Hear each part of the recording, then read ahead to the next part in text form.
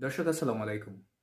আজকে আমরা আলোচনা করতে চাচ্ছি যে বিএনপির যে ভারপ্রাপ্ত চেয়ারম্যান জনাব তারেক রহমান, তিনি আসলে কোন অদৃশ্য সুতোয় বাঁধা।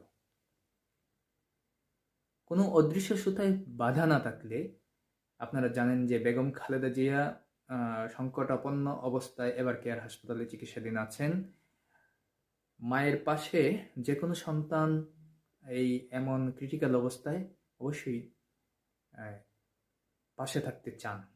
তারেক রহমান নিজেও চাচ্ছেন, কিন্তু তিনি বলছেন যে এমন সংকটকালে মায়ের স্পর্শ পাবার তীব্র আকাঙ্ক্ষা যে কোনো সন্তানের মতো আমারও রয়েছে, কিন্তু অন্য আর সকলের মতো এটা বাস্তবায়নের ক্ষেত্রে আমার একক সিদ্ধান্ত গ্রহণের সুযোগ অবারিত ও একক নিয়ন্ত্রণাধীন নয়। তিনি আসলে কি বোঝাতে চেয়েছেন? এদিকে অন্তর্বর্তী সরকারের পক্ষ থেকে বলা হচ্ছে যে অন্তর্বর্তী সরকারের পক্ষ থেকে তারেক রহমানের দেশে ফিরতে কোনো বাধা নেই। যদি বাধা না থাকে তাহলে তারেক রহমান কেন দেশে আসছেন না? দেশে আসতে তিনি কেন ভয় পাচ্ছেন যে মায়ের এমন সংকটাপন্ন অবস্থার মধ্যেও? আসলে কি নেপথ্যে কোনো ঝামেলা আছে? সেটি যেমন আমার প্রশ্ন, তেমনি রাজনৈতিক মহলে ও একই প্রশ্ন উঠছে। বিভিন্ন আমার মতো জনতা যারা আছেন তারাও কিন্তু সন্দেহ করছেন যে আসলে ঘটনা কি।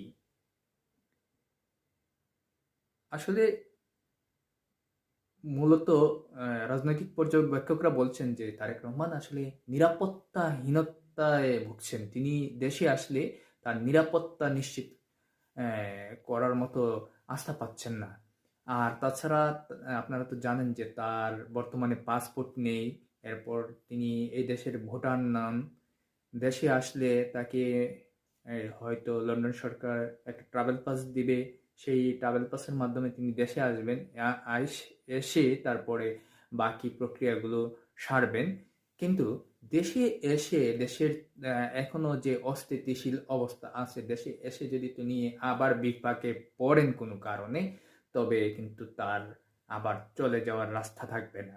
হয়তো তিনি এসব বিবেচনা করেই এখন মায়ের এই সংকটাপন্ন অবস্থায় তিনি রিস্ক নিতে চাচ্ছেন না।